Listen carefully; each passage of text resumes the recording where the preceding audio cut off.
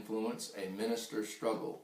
Welcome to our second podcast, part 2 on the contemplation stage of change. For those of you who are tuning in, I want to give you a brief overview of our topic last week.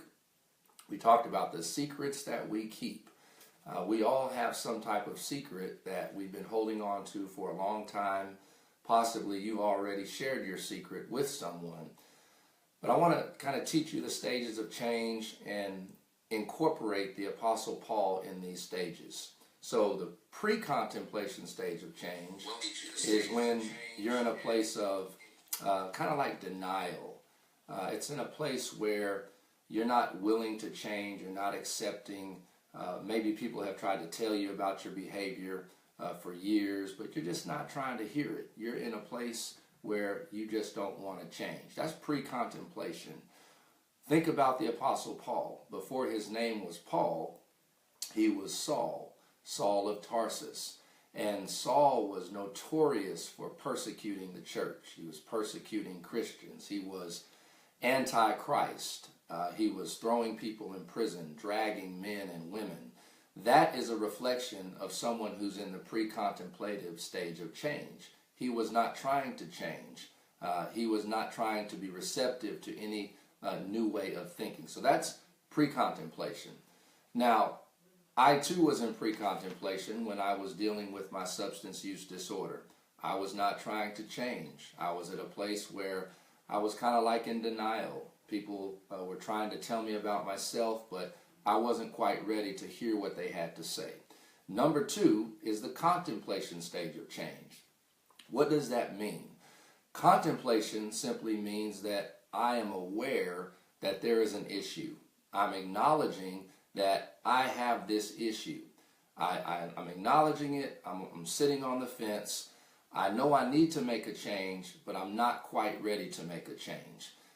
Should I go back? Should I go forward? Do I have an issue? Do I not have an issue? So what is your issue right now? You've already experienced pre-contemplation, but maybe someone tuning in, you're in contemplation now. You're acknowledging the fact, Brandon, I have an issue. I have a problem and I need to figure out how to address this problem. I'm just not quite ready to do it right now. I don't feel I have the skill set. Let me show you the Apostle Paul. Pre-contemplation, he was persecuting the church. He was throwing people in prison. Watch the contemplation with Paul. He was headed to Damascus to persecute more Christians. And while he was going to Damascus, that wonderful illustration example, he came in contact with the Lord. And the Lord said, "Who art thou, Saul?" And he said, "Why call me Lord, Lord?" So watch the contemplation. He was heading to Damascus to persecute, but Christ intercepted him, and he acknowledged him as Lord. So this is an example where he is now aware that he is in this state of change. So he's got 2 options.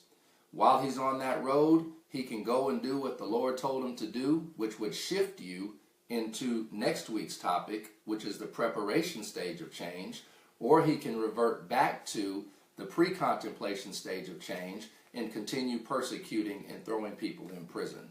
So I hope that this podcast has helped you today and educated you today. Let's review it. You've got the pre-contemplation stage of change. I don't have a problem. Nothing wrong with me. You got the contemplation stage of change. I'm acknowledging that, hey, I have an issue. I have a problem. I need to work on it. And remember, this is not just substance use disorders. This could be any type of behavior that you've exhibited or been exhibiting for a long time. It could be a lifestyle. It could be a character defect. Anything, the stages of change works. So wherever you are, I hope that you will come to the place where you can acknowledge that, hey, I've got to change, and tune in next week because we're going to shift to the preparation stage. And I'm going to show you how Saul went from pre-contemplation to contemplation, and now he's about to prepare to make this dramatic life change and follow the Lord Jesus Christ. I pray and I hope that you have a wonderful week.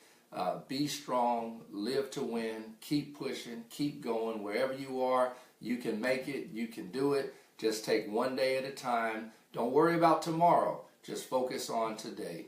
Have a wonderful day, and God bless you.